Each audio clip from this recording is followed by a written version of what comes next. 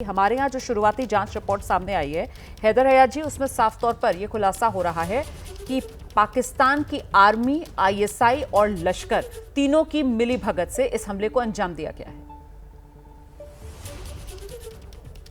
बिस्मिल्लाहिर्रहमानिर्रहीम, बहुत शुक्रिया आपका। देखिए ये तो वही बात है, मैं आपको एक एग्जांपल से समझाता हूँ कि करण और अर्जुन दो भाई हैं और करण के घर में करण ने खुद चोरी की और उसके बाद इल्जाम लगा दिया अर्जुन पे। या दो नेबर्स हैं, चले करण और अर्जुन दो नेबर्स हैं, करण ने अपने घर में चोरी की, इल्जाम लगा दिया अर्जुन पे। तो अर्जुन ने कहा मोहल्ले में कोई भी शख्स उठ के चेक करे कि वाकई मैंने चोरी किया, ये चोरी करण ने खुद की है।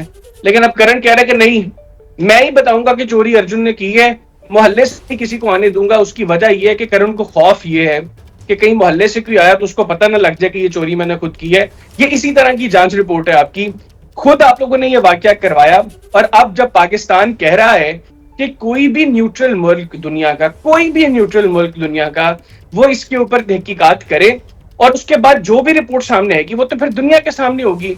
लेकिन भारत इसके लिए तैयार नहीं है। उसकी रीजन ये है कि भारत को इस चीज का खौफ है कि दुनिया का कोई भी न्यूट्रल मुल्क अगर इसकी तहकीकात करेगा तो 100% इसके ताने बाने भारत के पीएमओ से जुड़ेंगे, क्योंकि इसकी सारी प्लानिंग पीएमओ में हुई है। राजनाथ सिंह ने प्लान किया है, अमित शाह ने प्लान किया है, नरेंद्र मोदी ने प्लान किया है, अजीत डोवाल ने प्लान किया है। उनकी प्लानिंग एक्सपोज होगी।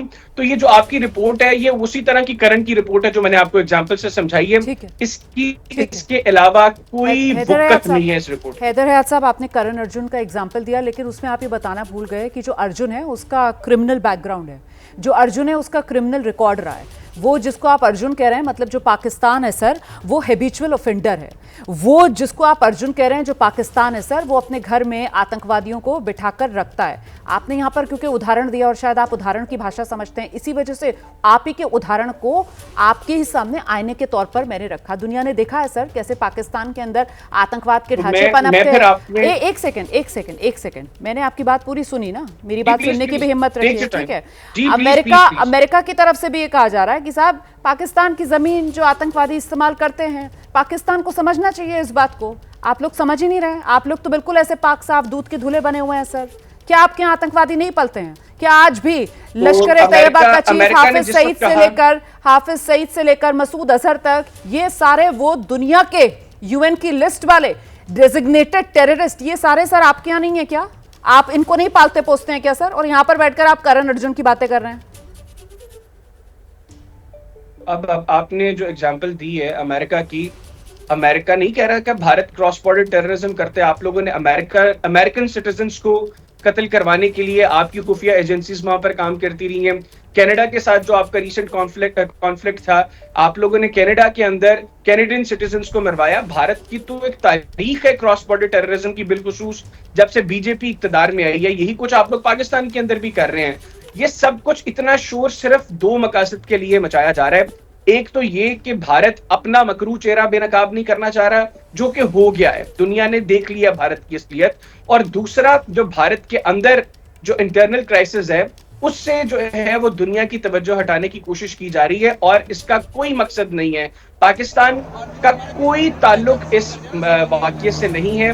पाकिस्तान किसी तरह इस वाकये के अंदर इन्वॉल्व नहीं है और पाकिस्तान की इसके अंदर इन्वॉल्वमेंट ना होने की वजह एक क्लियर है। पाकिस्तान जो एक रीजन दे रहा है और पाकिस्तान जो उसके ऊपर आगे आप लोगों को ऑफर कर रहे हैं कि दुनिया का कोई भी न्यूट्रल मुल्क आकर इसके ऊपर तहकीकात कर ले, यूनाइटेड नेशंस इसके ऊपर कमीशन बना ले। कल पाकिस्तान के डिफेंस मिनिस्टर ने कहा है यूनाइटेड नेशंस इसके ऊपर कमीशन बना दे, वो कमीशन आके इसके ऊपर जांच कर ले।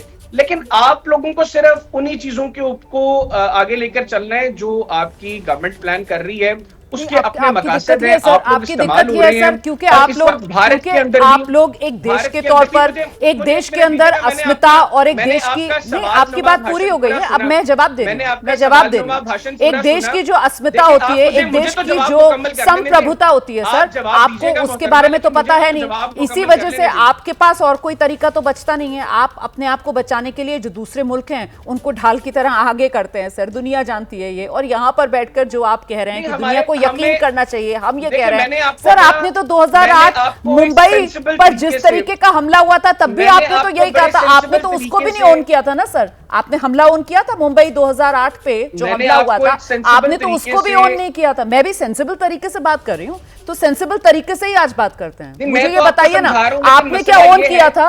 आपने क्या ओसामा बिन लादेन को ऑन किया था? आपने ओसामा बिन लादेन को ऑन किया था सर, कि ओसामा बिन लादेन एबटाबाद में है, आपने ये आज तक ऑन किया था? आपने अमेरिका को बताया था क्या सर? अमेरिका ने आपके घर में घुसकर मारा सर ओसामा बिन लादेन को।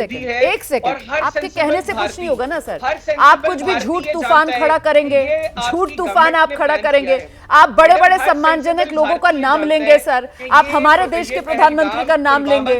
आप अपनी हालत देखिए सर, किस तरीके से आपको मेरे देश के प्रधानमंत्री के पीछे छिपना पड़ रहा है। कोई बात नहीं, कोई बात नहीं, कोई बात नहीं।